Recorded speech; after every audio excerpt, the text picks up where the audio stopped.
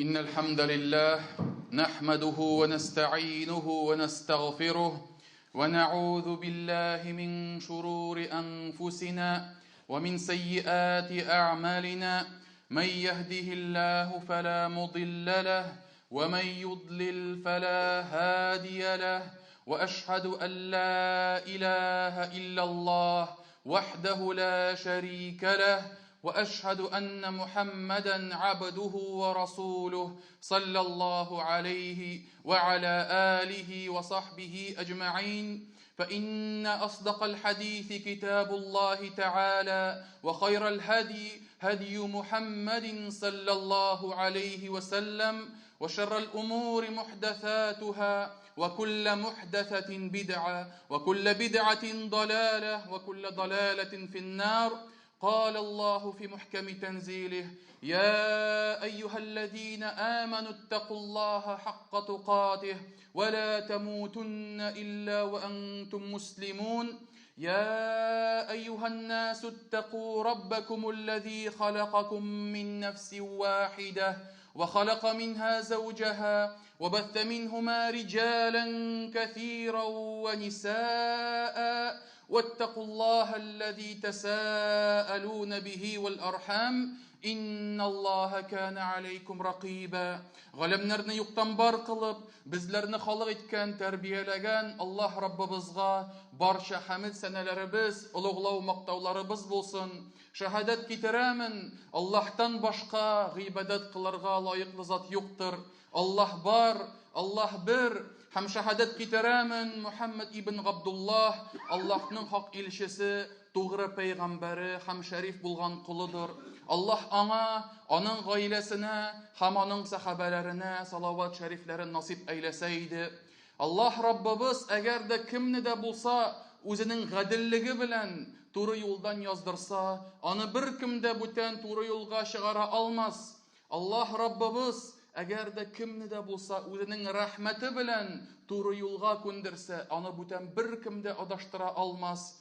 Аллаһ Раббыбыз изге китабында әйтте: "Эй иман китергән бәндәләр, Аллаһтан хакыйкый тақвалык белән куркыгыз һәм бары тик мөселман булып кына үлегез" диде. Икенче бер аятында әйтә: "Эй кешеләр, сезләрне халык иткән Раббыгыздан куркыгыз. Ул сезне бер кешедән яратты, аннан иптәше хатынын барлыкка китерде. Һәм алар икесеннән дөньяга күп ирләрне һәм хатыннарны чәчте. Бәлки бер-берегездән шул Аллаһ хакы өчен сорыйсыз, шул Аллаһның ачуыннан һәм шулай ук туганлык җепләрен өзүдән куркыгыз. Дөреслектә Аллаһ сезне күзәтеп торучыдыр." Әмма бәгъд, мөхтәрәм җәмәгать, бүген ушбу вагызда мин сезгә бик тә мөһим булган һәм кызганычка каршы арабызда бик киң таралган ширләрнең берсе турында сөйлисем килә. Һәм вагызның темасы пычрак кешеләрнең азыгы. Нинди азык соң ул? Пычрак кешеләр нәрсә белән тукланалар дип сорасагыз, мин сезгә әйтермен, мондый мисал китерермен. Һәм күз алдына китерегез, берәү сезне кунакка чакыра. Сез көне буе ашып торганнан соң, хәзер кунакка барам, хәзер тәмле итеп ашыйм, тәмле итле ризыклар, тәмләп чәй эчермен дип уйлап барасыз. Һәм килгәч, йорт хуҗасы каршына утыргач, йорт хуҗасы сезнең алдыгызга үле кардәшегезнең итен чыгарып куя. Менә бу җәмәгать, бу сезне ничек иттереп сискәндереп, куркытып җибәрер микән? Ничек иттереп җәмәгать без шушы ниге күреп, аның йортыннан чыгып качырбыз микән, мөхтәрәм җәмәгать? Ләкин Аллаһ Тәгалә безгә Коръәндә гайбәт сөйләү хакында нәкъ менә шушындый мисалны китерә. Аллаһ Раббыбыз Хуҗурат сүрәсенең 12-нче аятында әйтә: "Вала ягтаб ба'дукум ба'да, аюхиббу ахадукум ан я'кула лахма ахиhi maytan fakarihtumuh, wattaqullah inналлаһа таввабур рахим." Аллаһ Раббыбыз әйтте: "Берегез дә бер-берегезнең гайбәтен сөйләмәсен. Әгәр дә берәрегез үлгән кардәшегезнең итен ашауны сөярме? Юк, әлбәттә. Шуңа күрә тәкъвалы булыгыз. Дөреслектә Аллаһ тәүбәләрне кабул итүче, рәхимледер" дип әйтә. Һәм мөхтәрәм җәмәгать, менә ушбу мисалны акылы тулы булган һәм сау сәламәт булган Һәрбер кеше моны теләми, моны сөйми. Ләкин шушы гайбәт шире шулай да арабызда бик тирән таралган. Әгәр дә җәмгыятебезгә карасак, ушбу шир, гайбәт шире кешеләр арасында ни өчендер бик җиңел әйбергә санала. Шүпкә санала. Гадәти әйбер итеп аны күз алдына китерәләр. Һәм әгәр дә мисал итеп, мәсәлән, әгәр дә берәр кеше турында әйтсәләр, каралы, теге кеше башкасының күп акчасын урлаган, күп кешене талаган дип әйтсәләр, без уйлый башлыйбыз, каралы нинди начар кеше. Каралы нинди залим, нинди карак икән, нинди бур икән дип, аның турында начар уйлый башлыйбыз, мөхтәрәм җәмәгать. Аузу биллаһи минәш шайтанир раҗим дип әйтә башлыйбыз. Икенче бер кеше, мисал өчен, әгәр дә берәрсен рәнҗетсә, кыйнаса, аның канын түксә, без нәрсә дип әйтәбез?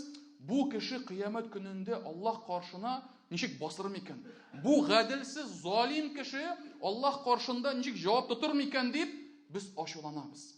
Ләкин әгәр дә берәү кардәшенең, башка бер кешенең гайбәтен сата башласа, без моны гадәти бер әйбер шикелле кабул итәбез. Без моны ачуланмыйбыз, безнең эшебездә ут янмый, йөрәгебез тып-тыныч була. Гайбәт була инде ул дип, без җәмәгать хәтта гадәти рәвештә моны кабул итәргә мөмкинбез. Кемдер әйтергә мөмкин? Ну, бывает, что теперь? Дип инде кемдер шушындый гадәти рәвештә моңа карарга мөмкин. Ә бит Аллаһ Тәгалә кешенең канын, кешенең байлыгын һәм кешенең вижданын, кешенең ак исемен, честь человека дип әйтелә ул русча. Аларны һәммәсен бер рәткә куйды. Һәммәсен дә харам кылды. Пайгамбарыбыз Мухаммад саллаллаху алейхи ва саллям хаҗ кылган вакытта харам айларыннан булып саналган Зулхиджа аенда һәм изге урыннарда, харам территориясында, изге урыннарда булганда ушбу хадисен әйтте. Аллаһ илчесе әйтә: "Дөрестлектә сезнең каныгыз, сезнең байлыкларыгыз, сезнең вижданыгыз, ягъни ваша честь бер-берегезгә харам булды. Ушбу ай ничек харам булган кебек, ушбу җир ничек харам булган кебек, алар да харам булдылар. Эй Аллаһ, мин бу хакта кешеләргә җиткерә алдыммы? Эй Аллаһ, әйтелгән сүзләремә шаһид бул" дип Пайгамбарыбыз саллаллаху алейхи ва саллям әйтте. Һәм күргәнебезчә хадистә Аллаһ илчесе кан кыю белән, урлашу белән, талау белән бер рәттән Аллаһ Тәгалә кеше хакында гайбәт сөйләүне дә бер тигезләде. Кеше турында начар сүзләр таратуны да Аллаһ илчесе шушы бер дәрәҗәгә, бер рәткә куйды. Һәм шуңа күрә, әгәр дә без бу хакларны, бу гөнаһларны аерабыз икән, берсен зур куркыныч гөнаһ дип әйтәбез икән, икенчесен инде без гайбәт, кем генә сөйләми инде ул? Кем генә эшләми инде ул? Бүтән кешеләр дә гайбәткә батканнар дип әйтәбез икән, һәм вак-төяк гөнаһка шутлыйбыз икән, бу бик тә зур хата булып тора, мөхтәрәм җәмәгать. Имам Аль-Куртуби, Аллаһ рәхмәтендә булсын, әйтте: "Ислам дине галимнәре бердәм фикердән гайбәт сөйләүне зур гөнаһлар рәтенә керттеләр" ди. Димәк, гайбәт гөнаһы 5 вакыт намаз уку белән сөртелми. Гайбәт гөнаһысы бер җомгадан икенче җомгага сөртелми.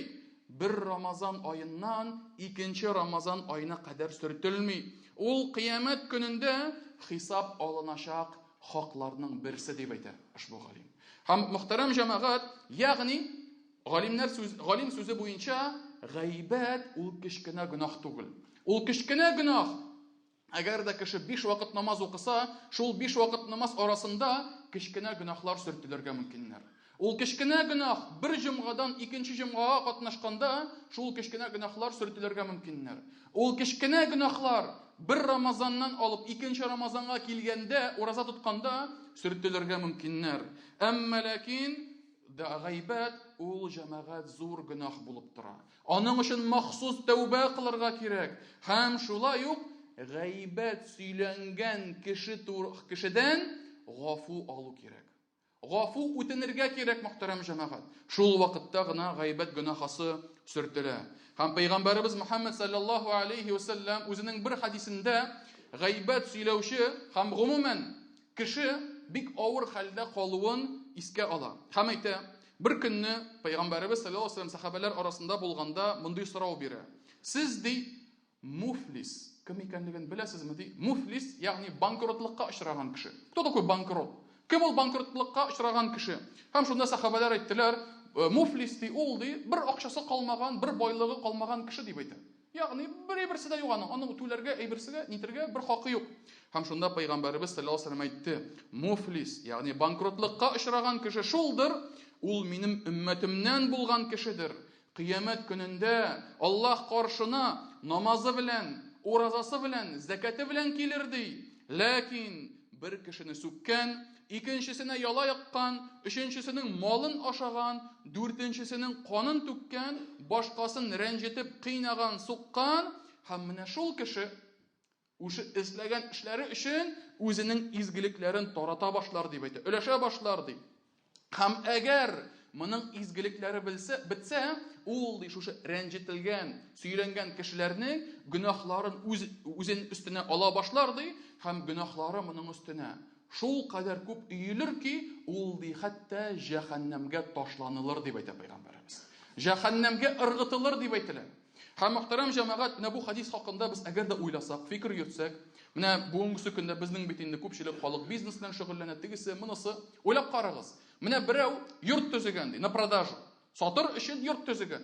Тырышып тырмаша, кирпечләрен ала, материалларын кайтарта, эшчеләрне чакырта. Иншалла төзеп бетерәм, бер елда акча күбәйттереп эшлим, акча прибыль килә, нитә дип, бу өметләнә.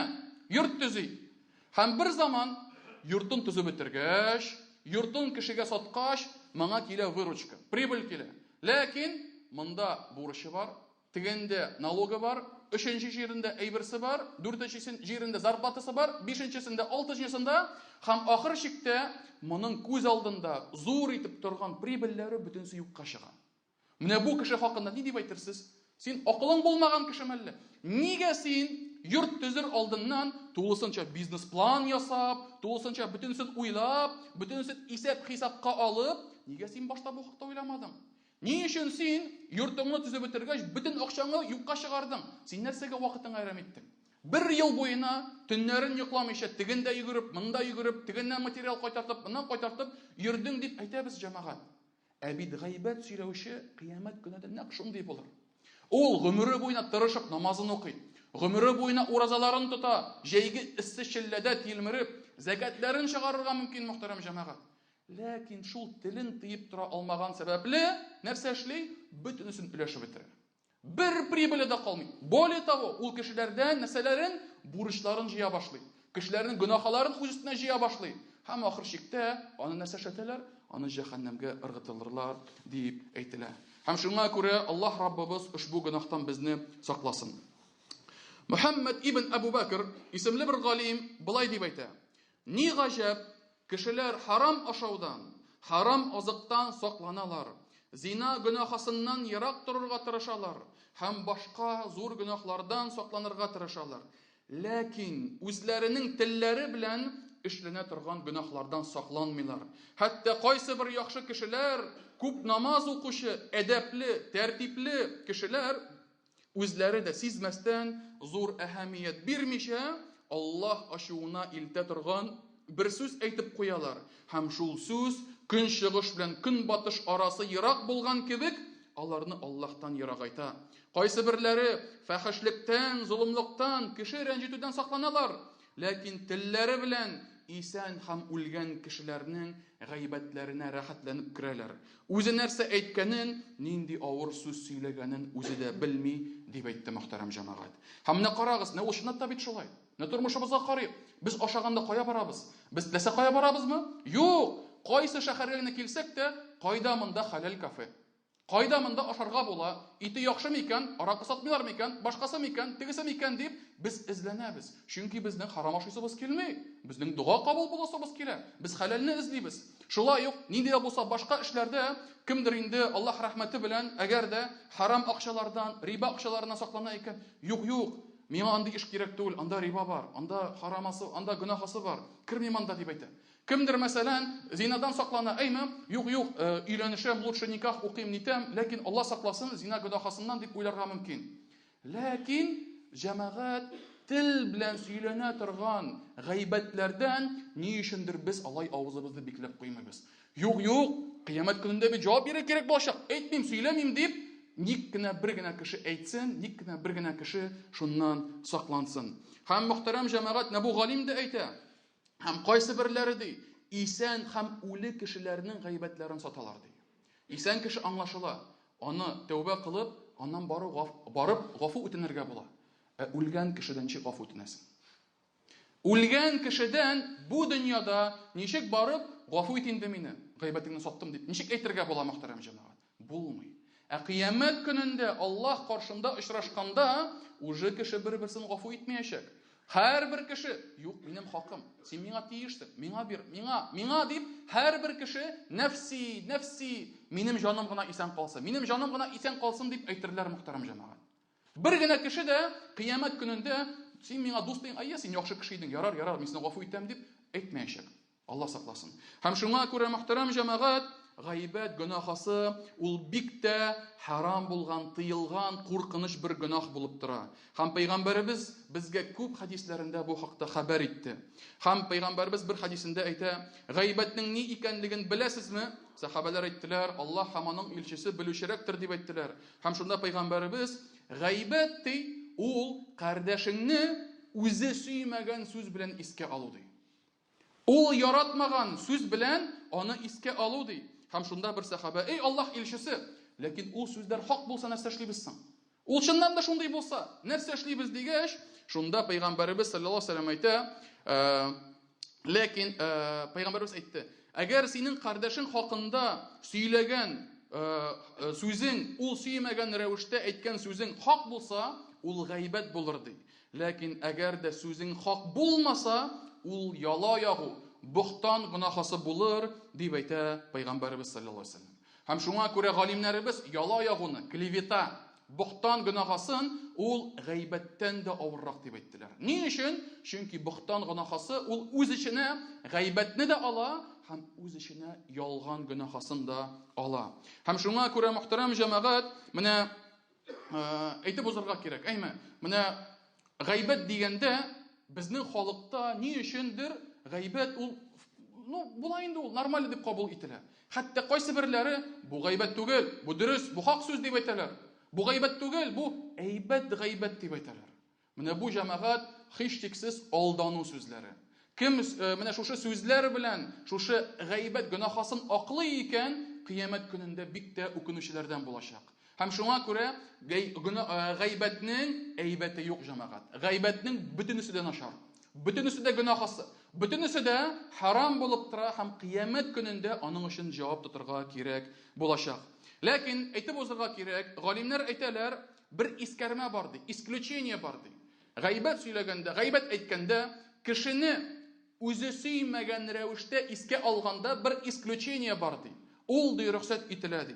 Һәм галимнәр нәрсә ул дигәч, ул ди, я берәр казый янына, я берәр башлык янына гаделсезлектән, зулымлыктан шикаят белдерү ди. Әгәр дә берәү сезне рәнҗетте икән, хакыгызга кирде икән, казыйга барып, ул миңа шулай эшләде, ул мине тегеләй эшләде, ул менә шулай дип әйтеп узу рөхсәт ителә.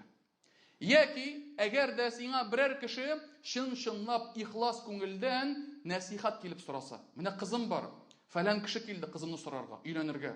Нәрсә уйлыйсың микән ул кеше турында? Һәм ул үзенең белгәннәрен шушы кеше турында әйтсә, аның кимчелекләрен дә әйтеп бирсә, бу гайбәт булып саналмый. Бу ваҗиб булган, обязательный булган насихат булып санала. Һәм бу өйләнешү генә карамый, өйләнешү, кияүгә бирү мәсьәләсенә генә карамый, хәтта бизнеста да.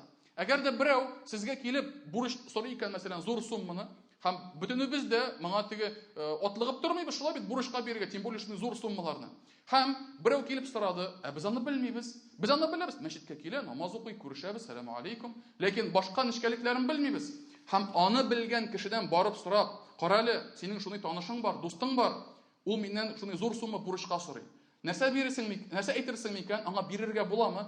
Ышанычлы кеше микән? Кайтарып бирер микән дип әгәр дә сораса җәмәгать, һәм тегесе моның кимчелеген белсә, шул кимчелекне әйтергә тиеш. Ул кимчелекне әйтү ваҗиб булып тора.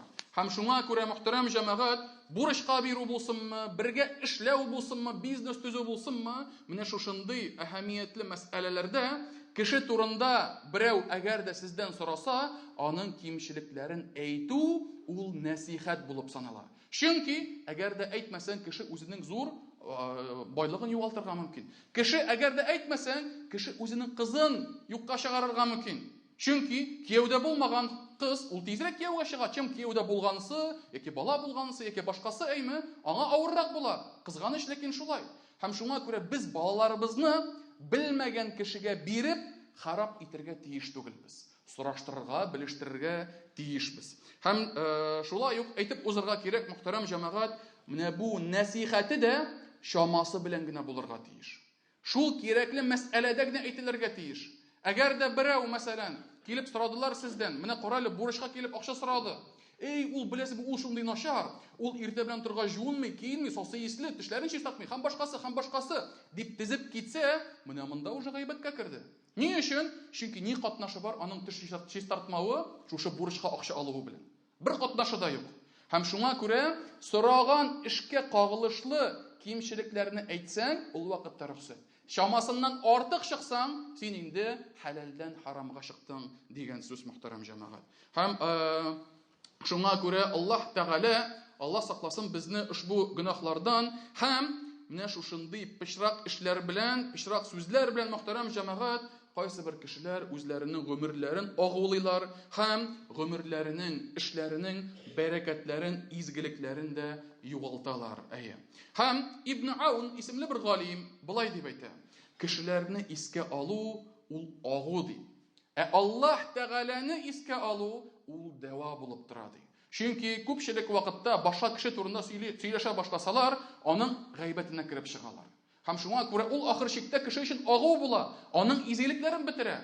Аллаһ Тәгаләне кайчан гына искә алсаң да, кайчан гына аны зикр итсәң дә, ул сиңа изгелек өстенә изгелек белән генә әйләнеп кайта.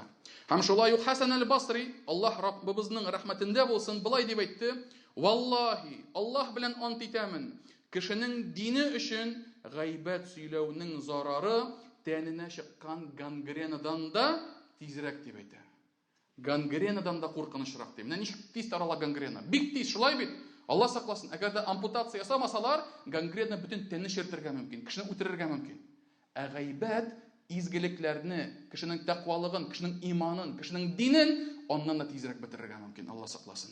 Һәм шуңа күрә, мөхтәрәм җәмәгать, акыллы һәм хикмәтле кеше бу ширдән сакланырга тиеш. Һәм Аллаһ каршына банкротлык халәтендә килүдән куркырга тиеш. Һәм кыска гына әйтеп узам, берничә сәбәп шушы гөнаһлардан, шушы гайбәттән саклануга. Беренчедән, әлбәттә, гайбәт гөнаһысы ул арабызда дуслыкны бетерә, татулыкны бетерә, дошманлаштыра.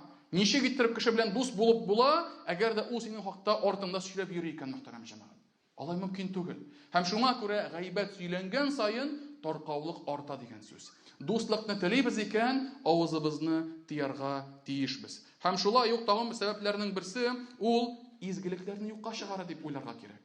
Һәр вакыт гайбәт әйткән саен синең тырыша эзләгән изгелегең, кылган гыйбадәтләрең, алар җәмәгать юкка чыга.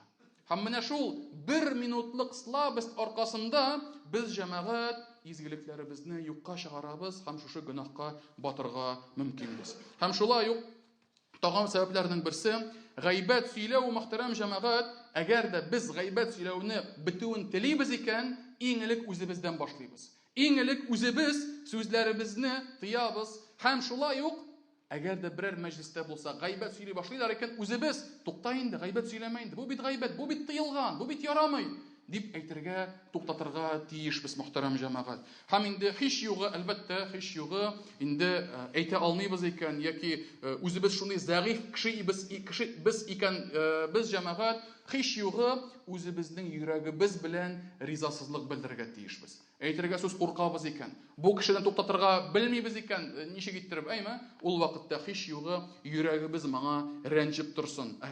Һәм ахыр чиктә әйтеп узасым килә, мөхтәрәм җәмәгать, гайбәт сөйләү, белегез, әгәр дә берәр кеше гайбәт сөйли икән берәрсе хакында, ул шулай ук сезнең хакта да сөйләргә мөмкин. Сезнең яныгызда гайбәт сөйләгән кеше, сез булмаганда ул сезнең турында да шулай сөйләячәк. Һәм шуңа күрә бу җәмәгать гайбәтнең нинди пичрак эш икәнлеген, нинди пичрак гөнаһ икәнлеген, хәтта кешенең ике йөзле булганлыгын да күрсәтә. Һәм шуңа күрә шушы гөнаһны бетерергә, ашыгырга тиешбез. Аллаһ Раббыбыз һәммәбезгә дә изгелекләр кылырга насыйп итсен, телләребезне гөнаһлардан, гайбәтләрдән сакласын, эшләребезгә бәрәкәтләр насыйп әйләсен. Aqulu ma tasma'un wa astaghfirullah li wa lakum wa lisa'iril muslimin min kulli dhanb fastaghfiruhu innahu huwal ghafurur rahim.